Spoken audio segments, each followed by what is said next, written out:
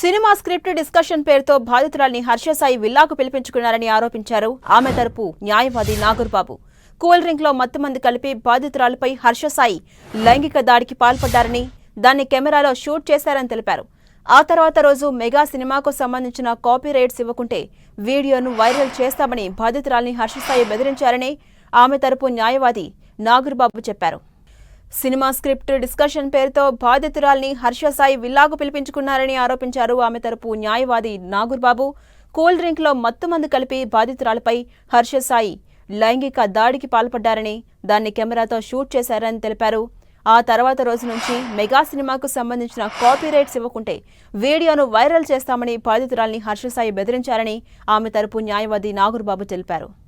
హర్షసాయి జైలుకు వెళ్లడం ఖాయమంటున్న బాధితురాలి తరపు న్యాయవాది నాగూర్బాబుతో మా ప్రతినిధి సునీల్ ఫేస్ టు ఫేస్.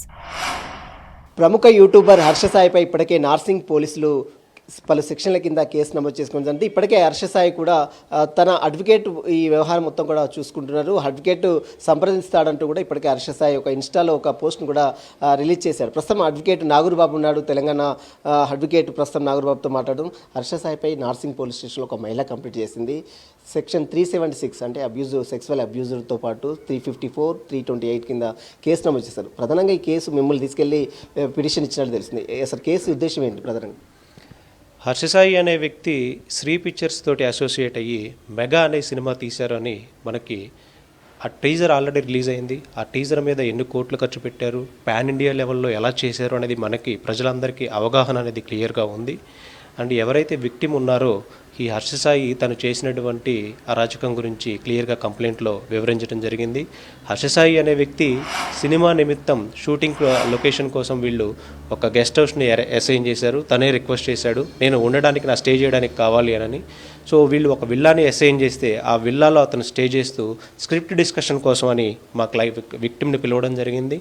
ఆ సందర్భంలో ఇంటాక్సికేషన్ అంటే తనని అన్కాన్షియస్ స్టేజ్లోకి తీసుకెళ్లే పరిస్థితులు ఎన్విరాన్మెంట్ని క్రియేట్ చేసి తనకి తెలియకుండా తనకు సంబంధించిన ప్రైవేట్ వీడియోస్ని తను పిక్చరైజ్ చేసి తన కెమెరాస్ తోటి వాటిని పెట్టుకొని ఆ నెక్స్ట్ డే తన మొబైల్లోనే తనని చూపిస్తూ బ్లాక్మెయిల్ చేయడం అనేది మనకి క్లియర్ ఎవిడెన్సెస్, వీడియో ఎవిడెన్సెస్ కూడా ఉన్నాయి తను బ్లాక్మెయిల్ చేస్తున్నట్టు హర్షసాయి.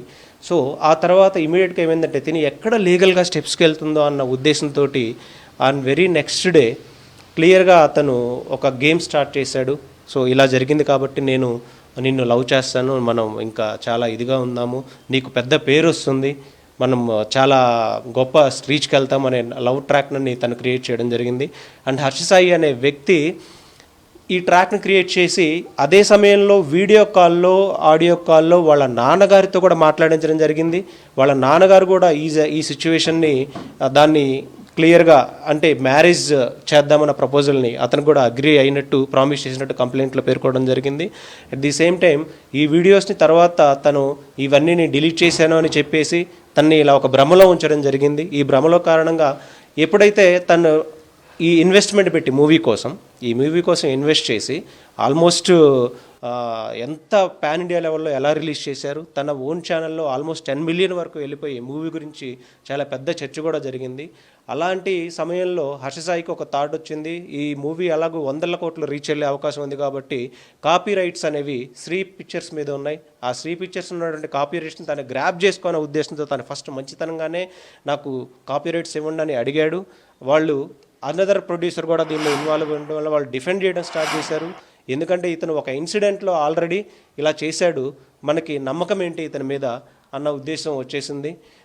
ఈ సందర్భంలో వాళ్ళు ఎప్పుడైతే మేము కాపీ రైట్స్ ఇవ్వము అన్నారో తను ఇమ్మీడియట్గా దాన్ని ఎలా డిఫెండ్ చేయాలన్న ఉద్దేశంతో తన ప్రేమతో తన పెళ్లి ప్రస్తావన తీసుకొని వచ్చింది. పెళ్లి ప్రపోజ్ ఎప్పుడైతే తీసుకొని వచ్చిందో ఆటోమేటిక్గా తన కాల్స్ని రికార్డ్ చేయటం, నేను పెళ్లి చేసుకోవాలని చెప్పడం. అంటే అప్పటి వరకు హర్షసాయి అనే వ్యక్తి కేవలం వాట్సాప్ కాల్స్ మాత్రమే మాట్లాడేవాడు. కానీ తనని రెచ్చగొట్టి కొన్ని ఆడియోస్ని తనకు అనుకూలంగా మార్చుకొని ఇంటెన్షనల్గా కెమెరాతో రికార్డ్ చేసి అతను పెద్ద యూట్యూబ్ కంటెంటర్ కాబట్టి తన టెక్నికల్ నాలెడ్జ్ని వాడి, వాయిస్ డబ్బింగ్ టెక్నిక్స్ని వాడి తను కొన్ని ఆడియోస్ని తనకు అగెనిస్ట్గా క్రియేట్ చేసుకొని ఇతర సెలబ్రిటీస్ని పిలిచి తను ఐటీసీ కోహినూర్లో కానీ ఇలాంటి ప్లేసెస్లో కూర్చొని సెలబ్రిటీస్ని పిలిచి తన క్యారెక్టర్ని డిఫేమ్ చేస్తూ తను ఇలాంటిది అని ఒక క్రియేట్ చేసి సినిమా నుంచి తప్పుకునే ప్రయత్నం చేస్తూ and at the same time నాకు ఆంధ్రప్రదేశ్లో పోలీస్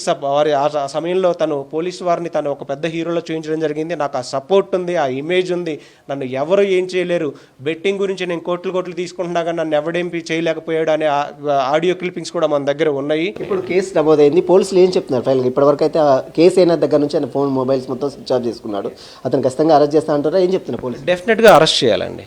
ఈ సెక్షన్స్ ప్రకారం డెఫినెట్గా అరెస్ట్ చేయాల్సిందే. పోలీసు వారు తనని ఎక్కడున్నా సరే ట్రేస్ చేస్తారు, డెఫినెట్గా అరెస్ట్ అవుతారండి.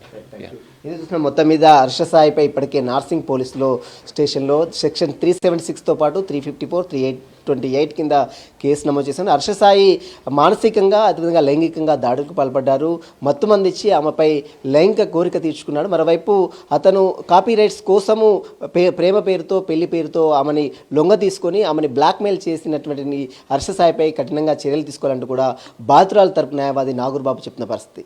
వీడియో జర్నలిస్ట్ పృథ్వీతో సునీల్, 10 టీవీ, హైదరాబాద్.